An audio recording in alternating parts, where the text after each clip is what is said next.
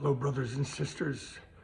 As we are moving into this fast, I'm here in Washington State because of a dream that was given years ago by a man named James Ryle, who is the prophet of the Promise Keepers movement. He had a dream in which he saw a storm cloud of revival coming over the Northwest, rumbling into America. And there in the dream, this cloud, this storm was rolling in.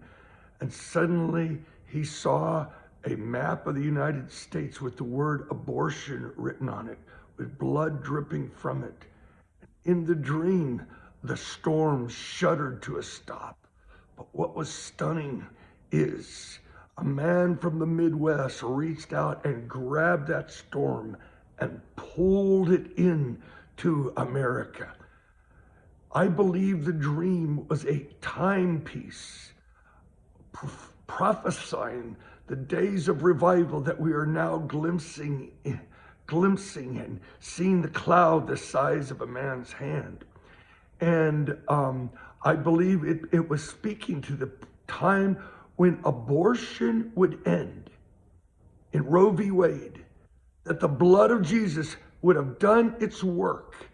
And then at that time, it was the time to pull that cloud over. And we believe it's in the days of the great communion revival where the blood is covering the blood that took place with 62 million babies and still rolling through the states. But could we be at a time when we are calling forth this communion revival here in Washington, and tomorrow in Oregon, and then in California? We are pulling on to that revival by pleading the blood of Jesus. Would you pray that from the Northwest, the blood would cover these states, and where people would guess that no one would come, nothing would come out of this liberal region, God would pour out his Spirit. Jesus, I plead your blood over my sins and the sins of my state. God, end abortion. Send revival to Washington, Oregon, California, and every state.